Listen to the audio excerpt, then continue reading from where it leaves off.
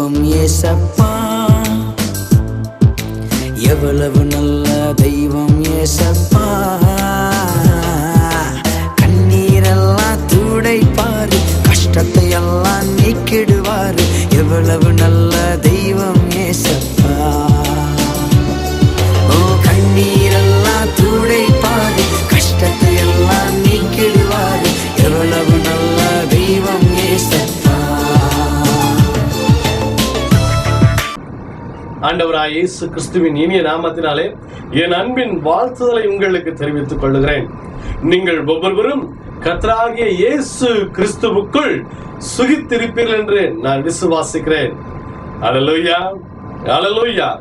இந்த நாளிலும் உங்களுக்கு சமாதானம் என்கிற இந்த நிகழ்ச்சி மூலம் உங்களை சந்திப்பதிலே மிகுந்த மகிழ்ச்சி அடைகிறேன். சமாதான காரணர் இயேசுவின் ஊழியங்கள் என்கிற இந்த ஊழியத்துக்காய் தொடர்ந்து ஜெபிக்கிற உங்கள் ஒவ்வொருவரையும் ஆண்டவர் தாமே ஆசீர்வதிப்பாராக அடியேனும் வாழ்த்துகிறேன். ஊழியத்தினுடைய தேவைகள் அதிகம் என்பதை நீங்கள் அறிந்திருக்கிறீர்கள்.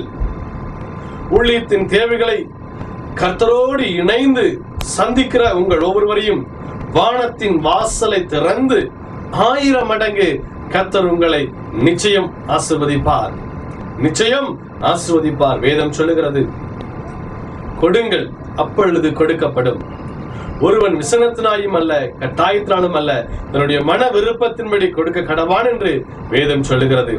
இந்த நிகழ்ச்சியை பார்த்து கொண்டிருக்கிற அன்பு தேவ பிள்ளைகளே, கர்த்தர் உங்கள் இருதயத்தில் ஏவினால் சமாதான காரணர் என்கிற இந்த ஊழியத்திற்கு கொடுக்கும்படி கர்த்தர் உங்கள் இருதயத்தை ஏவினால் நீங்கள் தாராளமாய் ஊழியத்துக்காய் கொடுக்கும்படி உங்களை அன்பாய் கேட்கிறேன். இன்னும் அதிகமாய் ஊழியத்திற்கு அநேக ஜெப பங்காளர்கள் தேவைப்படுகிறார்கள். நீங்கள் ஜெபிக்கிற ஜெப பங்காளராக இருப்பீர்களானால் எங்களோடு கூட தொடர்பு கொள்ளுங்கள். எங்களுடைய ஜெப விண்ணப்பங்களை நாங்கள் உங்களுக்கு அனுப்பி வைக்கிறோம். தொடர்ந்து இணைந்து கர்த்தருடைய நாமத்தை மகிமைப்படுத்துவோம். ஏனென்றால் நான் ஆராதிக்கிற இயேசு கிறிஸ்துவை தான் நீங்களும் ஆராதிக்கிறீர்கள். நான் விசுவாசிக்கிற ஆண்டவராய் இயேசு கிறிஸ்துவை தான் நீங்களும் விசுவாசிக்கிறீர்கள். நம் இருவருமாய் இணைந்து தேவனுடைய ராஜ்யத்தை கட்டுவோம், தேவனுடைய நாமத்திற்கு மகிமையை கொண்டு வருவோம். நீங்கள் இந்த ஊழியத்தின் மூலமாய் கர்த்தருடைய கரத்திலிருந்து பெற்ற ஆசீர்வாதத்தையும் நன்மைகளையும் இதுவரை சொன்னீர்கள். இனியும் தொடர்ந்து எனக்கு தெரிவியுங்கள். நாம் இணைந்து கர்த்தருடைய நாமத்தை மகிமைப்படுத்துவோம். கர்த்தர் உங்களோடு கூட இடைப்படுவாராக. ஆமென். தொடர்ந்து நிகழ்ச்சியை பாருங்கள், கர்த்தருடைய ஆசீர்வாதத்தை பெற்றுக்கொள்ளுங்கள். எபேசியர் புஸ்தகம் 5ஆம் அதிகாரம் 10வது வசனத்தை நாம் வாசிக்க கேட்போம். எபேசியர் 5:10. கர்த்தருக்கு பிரியமானது இன்னதென்று நீங்கள் சோதித்து பாருங்கள். கர்த்தருக்கு பிரியமானது இன்னதென்று சோதித்து பாருங்கள். தேவன் விரும்புகிறது என்ன, தேவன் பிரியப்படுகிற காரியம் என்ன என்பதை சோதித்து அறிய வேண்டும் என்று எபேசியர் சபைக்கு அப்போஸ்தலன் பவுல் எழுதுகிறார். அப்படி என்றால் என்ன அர்த்தம்? எபேசு சபையில் உள்ளவர்கள் வசனத்தின்படி நடக்கிறார்கள், சரியா இருக்கிறார்கள். தேவன் விரும்புகிற காரியத்தை அவர் என்ன செய்யவில்லை? செய்யவில்லை. தேவன் விரும்புகிற காரியத்தை அவர் செய்யாதபடியினாலே அவர் எழுதுகிறார், தேவனுக்கு பிரியமானது என்னதென்று நீங்கள் சோதித்து பாருங்கள். இன்னொரு வசனத்தை கூட நாம் வாசிக்க கேட்போமா? கொலேசியர் புஸ்தகம் 1ஆம் அதிகாரம் வசனம் 10வது வசனத்தை வாசிக்க கேட்போமே. கொலேசியர் 1:10. சகலவித நற்கிரியைகளுமாகிய கனிகளை தந்து தேவனை அறிகிற அறிவில் விருத்தி அடைந்து கர்த்தருக்கு பிரியமுண்டாக அவருக்கு பாத்திரராய் நடந்து கொள்ளவும் சந்தோஷத்தோடே கூடிய எல்லா பொறுமையும் நீடிய சாந்தமும் உண்டாவதற்கு மகிமையான அவருடைய வல்லமையின்படி எல்லா வல்லமையாலும் பலப்படுத்தப்படவும் உங்களுக்காக வேண்டுதல் செய்கிறோம். கொலேசி சபைக்கு பவுல் எழுதுகிற பொழுது இப்படியா எழுதுகிறார்? என்ன எழுதுகிறார்? நீங்கள் சகலவித நற்கனிகளை தந்து தேவனை அறிகிற அறிவிலே விருத்தி அடைந்து அவருக்கு பிரியமுண்டாக பாத்திரராய் நடந்து கொள்ளுங்கள். இன்னும் சில காரியங்களை எழுதுகிறார் அவர். அதுல எழுதுகிற, நீங்கள் கனிகளை தரணும், தேவனை அறிகிற அறிவிலே வளரணும். அதற்கு அடுத்ததா எப்படி இருக்கணுமா? தேவன் பிரியப்படுகிற விதமாய் நடந்து கொள்ள வேண்டும். இன்றைக்கு இந்த நிகழ்ச்சியை பார்த்து கொண்டிருக்கிற அன்பு தேவ பிள்ளைகளே, உங்கள் ஒவ்வொருவரையும் இந்த நன்னாளிலே வாழ்த்துதல் சொல்வது மிக நான் மகிழ்ச்சி அடைகிறேன். இந்த நாளுக்காய் நன்றி செலுத்துகிறோம். ஆண்டவர் உயிர்த்தெழுந்த இந்த நாளிலும் நாம் ஆண்டவர் நமக்காய் ஜீவனை தந்து மரணத்தை ஜெயித்து உயிரோடு எழுந்தார் என்ற நாளை அனுசரிக்கிறோம். அதற்காய் தேவனுக்கு நன்றி. ஆனால் இந்த நாளிலே தேவன் நம்மிடத்தில் விரும்பி கேட்கிற காரியம் என்ன தெரியுங்களா? அவருக்கு பிரியமுண்டாக நாம் நடந்து கொள்ள வேண்டும். ஐயா, நான் தேவனுடைய பிள்ளை, நான் அவருடைய இரத்தத்தினால் கழுவப்பட்டு ரட்சிக்கப்பட்டு இருக்கிறேன், என்னுடைய பாவங்கள் எல்லாம் தேவ சமூகத்தில் நான் அறிக்கையிட்டு விட்டிருக்கிறேன் என்று சொல்லுகிறேன். நீங்கள் தேவன் பிரியமுண்டான பாதையிலே நீங்கள் நடக்கிறீர்களா? இன்றைக்கு உங்களை சற்று சோதித்து பாருங்கள். இதனால தேவன் தாமே நம்மோடு கூட இடைப்படுவாராக. பரிசுத்த ஆவியானவர் நம்மோடு கூட தெளிவாய் பேசுவாராக. இந்த நாளிலும் நான் உங்கள் மத்தியில் வைக்கிற இந்த வார்த்தையானது என் இருதயத்திலிருந்து புறப்பட்டதல்ல, தேவன் எனக்கு தந்த என்னை ஏவினபடியினாலே இதை நான் உங்கள் மத்தியிலே வைக்கிறேன். இந்த நிகழ்ச்சியை பார்த்து கொண்டிருக்கிற அன்பு தேவ பிள்ளைகளே, கர்த்தர் உங்களோடு கூட தெளிவாய் பேசுகிறார். நீங்கள் தேவனுக்கு பிரியமுண்டாக நடந்து கொள்கிறீர்களா? தேவன் விரும்புகிற பாதையிலே நீங்கள் நடந்து கொண்டிருக்கிறீர்களா? சற்று உங்களை நீங்கள் சோதித்து பாருங்கள். இன்றைக்கு தேவன் நம்மிடத்தில் விரும்புகிற காரியம் என்ன?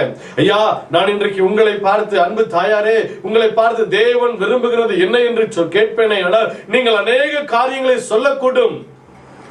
ஜெபிப்பது தேவனுக்கு பிரியம், விசுவாசிப்பது தேவனுக்கு பிரியம், அவர் விரும்புகிறதை செய்வது தேவனுக்கு பிரியம், அவரை துதிப்பது அவருக்கு பிரியம், அவரை ஆராதிப்பது அவருக்கு பிரியம் என்று சொல்லி நீங்கள் அநேக காரியங்களை சொல்லக்கூடும்.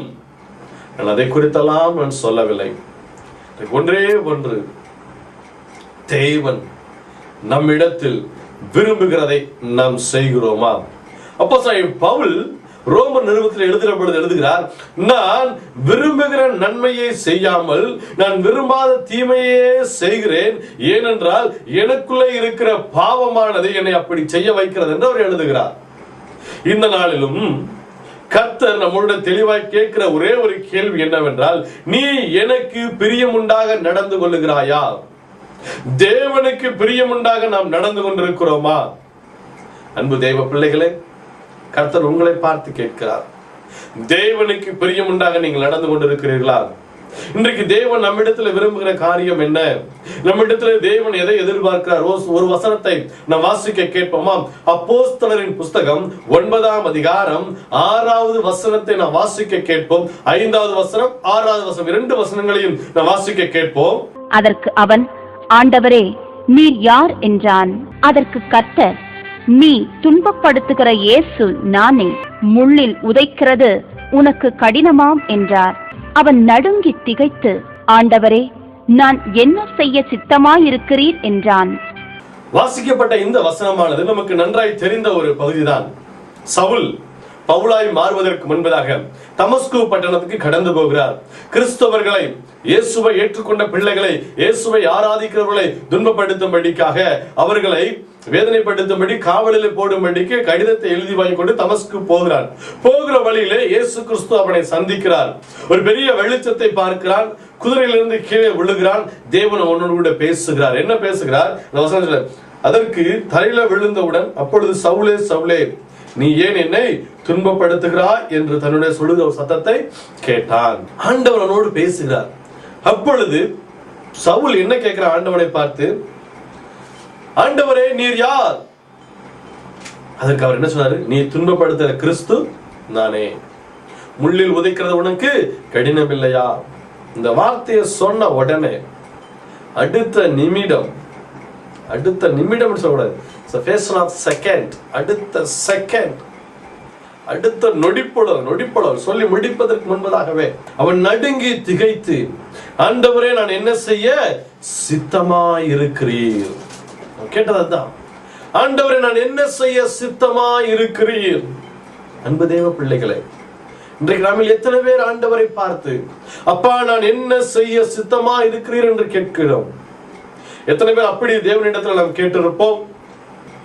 ஆண்டவர் எனக்கு சத்தியத்தை வெளிப்படுத்தின பொழுது நான் என்னமா கேட்டேன்? ஆண்டவரே, நான் என்ன செய்யணும்? ஆண்டவரே, உங்களுடைய சித்தத்தின்படி என்ன நடத்துங்க.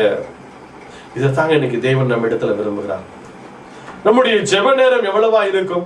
1 மணி நேரம் நாம் ஜெபிக்கிறவளா இருக்கலாம். இந்த 1 மணி நேர ஜெபத்துல ஆண்டவர் நம்மோடு எவ்வளவு நேரம் பேசுகிறார்?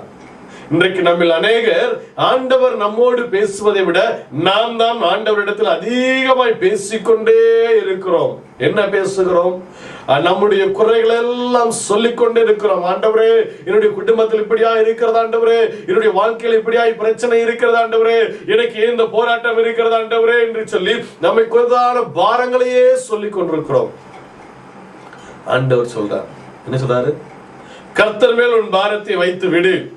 ஐயா, நீ ஒரு முறை பாரத்தை வச்சுட்டியா, அடுத்து திரும்ப புலம்ப வேண்டியதில்லை. நம்ம ஒரே பல்லவிதான், வருஷம் தோறும் ஒரே விண்ணப்பங்களை, ஒரே ஜெபங்களை சொல்லிக்கொண்டே இருக்கிறோம். அதனால் தேவன் நம்மை தவற நினைக்க மாட்டார்.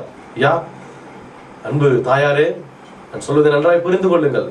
ஒரே ஜெபத்தை செய்வதனால் தேவன் நம்மை தவறாய் ஒரு நாளும் புரிந்து கொள்ள மாட்டார். ஆனா தேவன் நம்ம இடத்துல விரும்புகிறது, ஐயோ என் பிள்ளை நான் நினைக்கிறத இன்னும் செய்யலையேங்கிற வருத்தம் தான் இருக்கும். உங்கள் வீட்டில் ஒரு பிள்ளை இருக்கிறது, அந்த பிள்ளை செய்ததையே செய்து கொண்டு இருக்கிறது. அதற்காக நீ அந்த பிள்ளை மேல கோபப்படுவீங்களா? ஐயோ என் பிள்ளை சொன்னதையே செய்ததையே செய்துட்டு இருக்கிறேன், நான் சொல்லிக் கொடுக்கிறேன், இப்படி செய்யறானா அது செய்ய மாட்டேங்குதுங்கிற வருத்தம் தான் வரும். அதே போல ஆண்டவர் நம்ம வருத்தப்படுவார். ஐயோ என் பிள்ளை இதை செய்ய மாட்டேங்குதே, இதையே செய்து கொண்டே இருக்கிறதுன்னு சொல்லி வருத்தப்படுவாரே தவிர ஆண்டவர் நம்மை குறை சொல்ல மாட்டார், நம்மை தண்டிக்க மாட்டார். அல்லேலூயா, அல்லேலூயா. ஆனா ஆண்டவர் நம்மள விரும்புகிறார், என்னுடைய பிள்ளை வளர வேண்டும், என்னுடைய பிள்ளை இன்னும் ஆவிக்குரிய ஜீவிதத்தில் வளர வேண்டும் என்று தேவன் விரும்புகிறார். தேவன் விரும்புகிற காரியம் அதுவே. தேவனை பார்த்து இன்றைக்கு நீங்க கேளுங்க, ஆண்டவரே நான் என்ன செய்ய சித்தமா இருக்கிற அப்போஸ்தலன் பவுல் கேட்டது போல அவன் ஒரே வார்த்தை கேட்ட, ஆண்டவரே நான் என்ன செய்ய சித்தமா இருக்கிறீர். அவ்வளவுதான். ஆண்டவர் அவன் மீது ரொம்ப பிரியப்பட்டார், அவனை எடுத்து பயன்படுத்தினார். இந்த புதிய ஏற்பாடு புஸ்தகத்தில் அதிகமாய் அவன் எழுதின புஸ்தகம் தான் இருக்குது. காரணம் என்ன தெரியுமா? அவன் ஒவ்வொரு நிமிடமும் ஆண்டவர் விரும்புகிறதை செய்ய நாடினான், ஓடினான். கர்த்தர் விரும்பினதை செய்யும்படிக்கு ஓடினான். அதான் எழுதி வைத்திருக்கான், கர்த்தருக்கு பிரியமானது என்னதென்று சோதித்து பாருங்கள், அவர் எதை பிரியப்படுகிறாரோ அதை சோதித்து அதிலே நடவுங்கள். நம்ம அப்படி நடக்கிறோமா? கர்த்தர் விரும்புகிற காரியத்தை இன்றைக்கு நாம் செய்து கொண்டிருக்கிறோமா? நம்ம நடக்கிறோமா? நம்மை நாம் சற்று ஆராய்ந்து பார்க்க வேண்டும். இன்னொரு சம்பவத்தை கூட உங்கள் மத்தியில் நான் வைக்க விரும்புகிறேன். எடுத்து வாசிப்போமா? 1 சாமுவேலின் புஸ்தகம் 3ஆம் அதிகாரம் 4வது வசனம் முதல் நாம் வாசிக்க கேட்போம். 1 சாமுவேலின் புஸ்தகம் 3ஆம் அதிகாரம் 4வது வசனம் முதல்.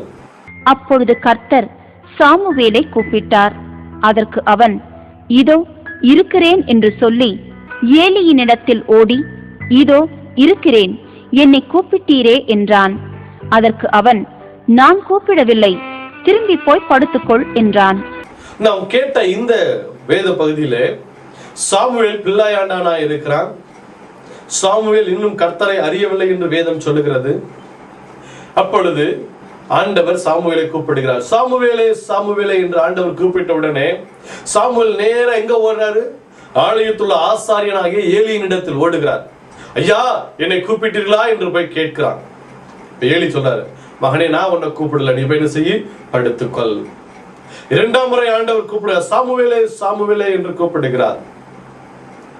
இப்பயே எழுது நேரா ஓடுகிறான் ஆசாரியன் ஏலியின் இடத்துல. ஐயா என்னை கூப்பிட்டீங்களா எனக்கு? அப்பா நான் உன்னை கூப்பிடல, நீ போய் படுத்துக்கோ என்று சொல்லுகிறார். 3ஆம் முறை ஆண்டவர் கூப்பிடுகிறார், சாமுவேலே சாமுவேலே என்று. நேரா எழுந்தான், நேரா ஏலியின் இடத்துல போனா, ஐயா இந்த முறையும் என்னை கூப்பிட்டீங்களான்னு சொன்ன பொழுது ஏலி புரிந்து கொண்டான், கர்த்தர் பிள்ளையாண்டானை கூப்பிடுகிறார் என்பதை ஏலி அறிந்து கொண்டு, ஏலி என்ன சொல்லிக் கொடுத்தா அந்த வசனத்தை வாசிக்க கேட்போமா? அந்த வசனத்தை வாசிக்க கேட்போம். என்ன சொல்லிக் கொடுத்தா என்பதை கேளுங்க. சாமுவேலை நோக்கி, நீ போய் படுத்துக்கொள், உன்னை கூப்பிட்டால் அப்பொழுது நீ, கர்த்தாவே சொல்லும், அடியேன் கேட்கிறேன் என்று சொல் என்றான். உன்னை கூப்பிட்டால் நீ என்ன சொல்லணுமா? கர்த்தாவே சொல்லும், அடியே கேட்கிறேன் என்று சொல் என்று சொல்லிக் கொடுத்தான். சொல்லிக் கொடுத்த உடனே போய் படுத்துக் கொண்டான் சாமுவேல். மீண்டுமாய் ஆண்டவர் கூப்பிடுகிறார். அந்த வசனத்தை மீண்டும் வாசிக்க கேட்போம். அப்பொழுது கர்த்தர் வந்து நின்று முன்போல, சாமுவேலே சாமுவேலே என்று கூப்பிட்டார். அதற்கு சாமுவேல், சொல்லும், அடியேன் கேட்கிறேன் என்றான். முன்பு போல சாமுவேலே சாமுவேலின் கூப்பிட்டது போல கூப்பிட்டார். ஆனா எப்படி கூப்பிட்டாரா? வந்து நின்று. அப்படின்னா என்ன அர்த்தம்? சாமுவேல் படுத்திருக்கிற இடத்திலே கர்த்தர் இறங்கி வந்து விட்டார். முதலாவது கூப்பிட 3 முறையும் மேலிருந்துதான் கூப்பிட்டிருக்க வேண்டும். சத்தத்தை மட்டும் அவன் கேட்டிருக்கணும். ஆண்டவர் இறங்கி வரல. ஆனா அந்த 4வது முறை கூப்பிடுகிற பொழுது என்ன சொன்னாரா? ஆண்டவர் இறங்கி சாமுவேலுக்கு முன்பதாய் வந்து நின்று முன்பு கூப்பிட்டது போல சாமுவேலே சாமுவேலே என்று கூப்பிடுகிறார். அப்பொழுது சாமுவேல் சொன்னார், கர்த்தாவே சொல்லும் அடியே கேட்கிறேன் என்று சொன்ன உடனே கர்த்தர் இனி நடக்க போற காரியங்களை தீர்க்க தரிசனமாக நான் இவையெல்லாம் செய்ய போகிறேன் என்று சாமுவேலோடு பேசுகிறார். இந்த சம்பவத்தில் நாம் கற்றுக்கொள்கிற காரியம் என்ன? சாமுவேல் கர்த்தரை அறியவில்லை. கர்த்தர் விரும்புறது என்னன்னு தெரியாது அவனுக்கு. ஐயா, நான் கர்த்தருடைய விருப்பம் என்னன்னு எனக்கு தெரியாது என்று இருந்தாவன். ஆனா ஏலி தெரியும் கர்த்தருடைய விருப்பம் என்ன என்பது ஏலிக்கு தெரிந்திருந்தது. ஏலி சொல்லிக் கொடுத்தான். கர்த்தர் கூப்பிடுறாரு, கர்த்தர் கூப்பிட்டவுடன் என்ன செய்ய? கர்த்தாவே சொல்லும் அடியேன் கேட்கிறேன் என்று சொல்லிக் கொடுத்தான். ஆனால் சொல்லிக் கொடுத்த ஏலிக்கோ அதை செய்ய தெரியவில்லைங்க. கற்றுக் கொடுத்த ஏலிக்கு அதை செய்ய தெரியவில்லை. அதனாலதான் அவருடைய பிள்ளைகளை அவன் சரியாய் வளர்க்கவில்லை. அவருடைய பிள்ளைகளை கர்த்தர் கொன்று போட்டார். அவன் பிள்ளைகள் நிமித்தமாய் கர்த்தர் மன வேதனையானார். ஐயோ, அவருடைய பிள்ளைகளின் ஆலயத்தை என்ன செய்றாங்க? அசுசியப்படுத்துறாங்களே, என் ஆலயத்தை தீட்டுப்படுத்துறாங்க என்று சொல்லி தேவன் வேதனைப்பட்டார் என்று வேதம் சொல்லுகிறது. கற்றுக் கொடுத்த ஏலிக்கு தெரியல. இந்த நிகழ்ச்சியை பார்த்து கொண்டிருக்கிற அன்பு தேவ பிள்ளையே, உங்களுக்கும் அநேக வசனங்கள் தெரிந்திருக்கும், அநேக காரியங்களை நீங்கள் கேட்டிருப்பீர்கள், அநேக சத்தியங்களை கேட்டிருப்பீர்கள், நன்றாய் தெரிந்திருக்கும். ஆனால் செய்ய தெரியவில்லையோ?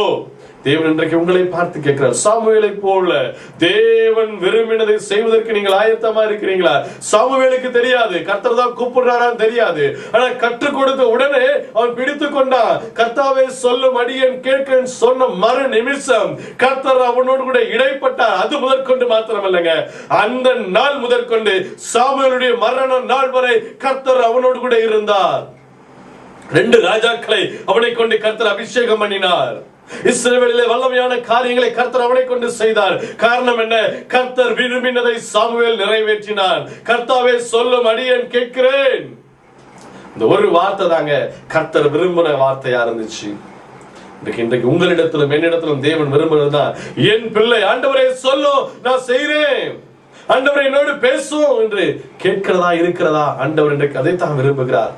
இன்றைக்கு நம்ம அதை சொல்லுவோமானால், அதை செய்வோமானால், தேவன் விரும்புகிற காரியத்தை நாம் செய்வோமானால் நிச்சயமாய் தேவன் நம்மோடு இருப்பார். சகல ஆசீர்வாதங்களை நாம் பெற்றுக்கொள்ள முடியும். சாமுவேல் குடும்பம் சகல ஆசீர்வாதத்தை பெற்றிருந்தது. அப்போஸ்தலனாகிய பவுல் சகல ஆசீர்வாதத்தை பெற்றிருந்தாங்க.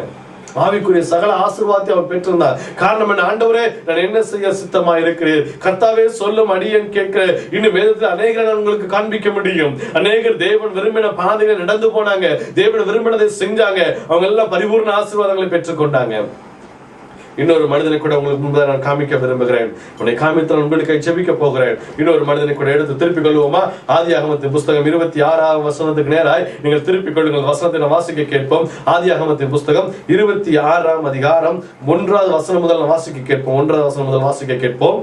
ஆபிரகாமின் நாட்களில் உண்டான பஞ்சத்தை அல்லாமல் இன்னும் ஒரு பஞ்சம் தேசத்தில் உண்டாயிற்று.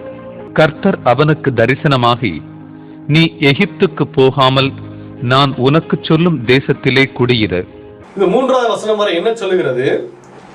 ஆபிரகாமின் நாட்களிலே உண்டான பஞ்சம் அல்லாமல் வேறொரு பஞ்சம், இன்னும் ஒரு பஞ்சம் தேசத்தில் உண்டாயிற்று. ஆபிரகாம் இல்ல, ஆபிரகாம் வாழ்ந்த நாட்களிலே ஒரு பஞ்சம் உண்டாச்சு. அதே போல இப்ப ஈசாக்கு வாழ்கிற நாட்கள் ஒரு பஞ்சம் உண்டாகிறது. அப்ப ஈசாக்கு எங்க போறார்? பெலிஸ்தியருடைய ராஜா பெலிஸ்திய தேசத்துக்கு போகிறார். அங்க போன பொழுது அங்கே போனான். கர்த்தர் அவனுக்கு தரிசனமாகி, அங்கே போன உடனே கர்த்தர் அவனுக்கு தரிசனமாகி அவனோடு பேசுகிறார். என்ன பேச?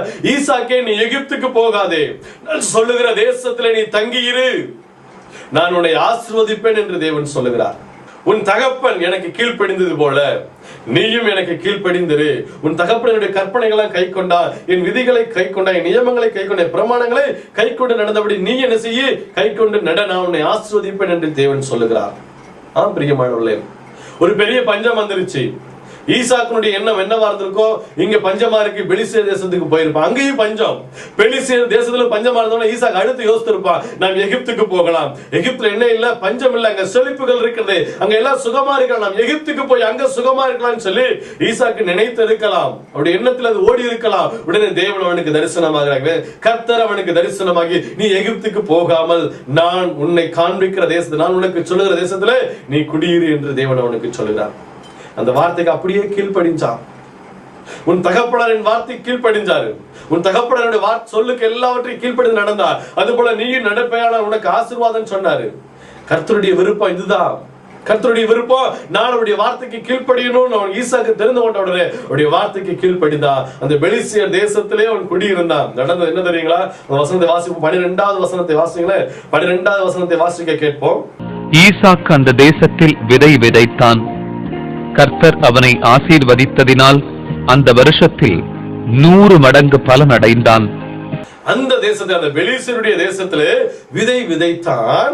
கர்த்தர் அவனை ஆசீர்வதித்ததினால் 100 மடங்கு பலனை பெற்றான். எப்பொழுதுதான்? அந்த வருஷத்திலே 100 மடங்கு பலனை பெற்றான். கர்த்தருடைய சித்தம் என்னது, தேவன் விரும்புகிறது இதுதான் என்பது தெரிந்து கொண்ட உடனே அந்த பெலிஸ்தியர் தேசத்திலே தங்கியிருந்தான். அங்க விதை விதைத்தான். அந்த வருஷத்திலே கர்த்தர் அவனை ஆசீர்வதித்தபடினாலே 100 மடங்கு பலனை பெற்றுக் கொண்டான். இன்றைக்கு தேவன் விரும்புகிறது இதுதாங்க. அவர் சொல்லுகிறதை நாம் செய்கிறோமா? ஐயா, இந்த நிகழ்ச்சியை பார்த்து கொண்டிருக்கிற அன்பு தாயாரே, அன்பு தகப்பன்மாரே, அன்பு சகோதரனே, அன்பு சகோதரியே, உங்களுடைய வாழ்க்கையில ஒவ்வொரு ஆசீர்வாதங்களை கர்த்தர் வைத்திருக்கிறார். ஒவ்வொரு விதமாய் ஒவ்வொரு சித்தங்களை கர்த்தர் உங்களுக்கு வைத்திருக்கிறார். அவைகளை நீங்கள் நிறைவேற்றுகிற பொழுது, அவைகளை நீங்கள் செய்கிற பொழுது நிச்சயமாய் நீங்கள் 100 மடங்கல்ல 1000 மடங்கு ஆசீர்வாதங்களை பெற்றுக்கொள்ள முடியும். ஆண்டவர்கிட்ட கேளுங்க. ஆண்டவரே, நான் என்ன செய்யணும்னு கேளுங்க. ஆண்டவரே, நான் என்ன செய்ய சித்தமா இருக்கிறேன்னு கேளுங்க. ஆண்டவர் உங்களோடு பேசுவார். அவர் உங்களோடு பேசுவதற்கு ஆயத்தமா இருக்கிறார். அவர் உங்களோடு இடைப்படுவதற்கு ஆயத்தமா இருக்கிறார். நீங்க ஆண்டவரை பார்த்து கேட்கிற பொழுது நீங்கள் 1000 மடங்கு ஆசீர்வாதங்களை இந்த நாளிலே பெற்றுக்கொள்ள முடியும். அதற்குதான் ஆண்டவராய் இயேசு கிறிஸ்து இந்த பூமியிலே உங்களுக்காய் இறங்கி வந்து சிலுவையிலே தன்னை ஒப்புக் கொடுத்து உங்களுக்காய் இரத்தம் சிந்தி மரணத்தை ஜெயித்து 3ஆம் நாளிலே உயிரோடு கூட எழுந்து இன்றைக்கு உங்களுக்குள்ளே வாசம் பண்ணி கொண்டிருக்கிறார். அவர் மரணத்தை ஜெயித்து உயிரோடு எழுந்திருக்கிறார். எதற்கு? என் பிள்ளை ஆசீர்வாதமாய் வாழ வேண்டும், என் பிள்ளை சுகமாய் வாழ வேண்டும், என் பிள்ளை சமாதானமோடு வாழ வேண்டும் என்று சொல்லிதான் அவர் மரணத்தை ஜெயித்து உயிரோடு எழுந்திருக்கிறார். அந்த உயிரோடு எழுந்த இயேசுவை நோக்கி பார்ப்போமா? அந்த இயேசுவை நோக்கி பார்த்து, ஆண்டவரே, நான் என்ன செய்யணும்னு கேளுங்க. உங்களுடைய விருப்பம் என்ன ஆண்டவரே சொல்லுங்கன்னு கேளுங்க. ஆண்டவர் விருப்பத்தை உங்களுக்கு சொல்லுவார். அப்பொழுது நீங்கள் 1000 மடங்கு ஆசீர்வாதங்களை பெற்றுக்கொள்ள முடியும். நான் உங்களுக்காய் ஜெபிக்க போகிறேன். நான் உங்களுக்காய் ஜெபிக்க போகிறேன். கண்களை மூடி என்னோடு சேர்ந்து ஜெபிங்க. இந்த நாளில் நீங்கள் 1000 மடங்கு ஆசீர்வாதத்தை பெற்றுக்கொள்ள போறீங்க. Glory to Jesus. Hallelujah. தேவனே உமக்கு நன்றி. ராஜாதி ராஜாவே உமக்கு நன்றி ஆண்டவரே. கர்த்தாதி கர்த்தாவே உமக்கு நன்றி தகப்பனே. இந்த நாளிலும் ஆண்டவரே என்னோடு கூட சேர்ந்து ஜெபிக்கிற ஒவ்வொரு மீதும் அப்பா இப்பொழுது உம்முடைய பரிபூர்ணமான சித்தம் இறங்கி வரட்டும் ஆண்டவரே. உம்முடைய பரிபூர்ணமான சித்தம் இறங்கி வரட்டும் ஆண்டவரே. அப்பா, உமக்கு பிரியமானது என்னதென்று சோதித்து ஆண்டவரே அந்த பாதையில் நடக்கத்தக்கதாய் உம்முடைய கிருபை பரிபூர்ணமாய் தகப்பனே உங்கள் மீது இறங்கும்படிக்காய் ஜெபிக்கிறப்பா. உம்முடைய கிருபை பரிபூர்ணமாய் இறங்கட்டும் ஆண்டவரே. ஹalleluya ஹalleluya ஹalleluya ஹalleluya. ரிகலா சருதினோ சரளவா. சாமுவேல் உமக்கு பிரியமானதை செய்த பொழுது ஆண்டவரே நீர் அவனோடு கூடவே இருந்தீர் ஆண்டவரே. ஈசாக்கு உமக்கு பிரியமானதை செய்த பொழுது ஆண்டவரே நீர் அவனை 100 மடங்கு ஆசீர்வதித்தீர் ஆண்டவரே. இந்த நாளில் ஆண்டவரே நாங்கள் உமக்கு பிரியமானதை செய்ய ஆயத்தமாய் இருக்கிறோம் ஆண்டவரே. எங்களை முழுவதுமாய் உம்முடைய சமூகத்திலே ஊற்றுகிறோம் ஆண்டவரே. எங்களை முழுவதுமாய் உம்முடைய சமூகத்திலே ஊற்றுகிறோம் அப்பா. உமக்கு பிரியமானது என்னதென்று எங்களுக்கு கற்றுத்தாங்க ராஜா. உமக்கு பிரியமானது என்னதென்று கற்றுத்தாங்க ஆண்டவரே. நாங்கள் அதை செய்யும்படிக்கு எங்களை ஒப்புக்கொடுக்கிறோம் ஆண்டவரே. ரிபா கர்கலோ சரளத்தனரிபா. என்னோடு சேர்ந்து ஜெபிக்கிற ஒவ்வொரு மீதும் ஆண்டவரே உம்முடைய பரிபூர்ணமான சித்தம் இறங்கட்டும் ஆண்டவரே. உம்முடைய பரிபூர்ணமான சித்தம் இறங்கட்டும் ராஜா. இறங்குவதற்கு நன்றி ஆண்டவரே. ஒவ்வொருவரையும் தகப்பனே 1000 மடங்கு ஆசீர்வதிப்பீராக ஆண்டவரே. ஈசாக்கை ஆசீர்வதித்தது போல ஆண்டவரே 1000 மடங்கு ஆசீர்வாதம் ஆண்டவரே உம்முடைய குடும்பத்துக்குள்ள இறங்கி வரும்படிக்கு ஜெபிக்கிறேன் ஆண்டவரே. இறங்கி வருவதற்காக உமக்கு ஸ்தோத்திரம் அப்பா. எல்லா கட்டுகளையும் உடைப்பீராக தகப்பனே. எல்லா கட்டுகளும் இயேசுவின் நாமத்திலே உடைக்கப்படட்டும். எல்லா கட்டுகளும் ஆண்டவரே உம்முடைய ஆசீர்வாத பரிபூர்ணமாய் இருக்கட்டும். உம்முடைய தழும்புள்ள கருத்துக்கள் ஒவ்வொருவரையும் ஒப்புக்கொடுக்கிறேன் ஆண்டவரே. பொறுப்பெடுத்துக் கொள்வீராக ராஜா. துதிக்க நமக்கு மேல உமக்கு செலுத்துகிறோம். இயேசுவின் நாமத்தில் வேண்டிக் கொள்கிறோம் ஜீவனுள்ள நல்ல பிதாவே. ஆமென்.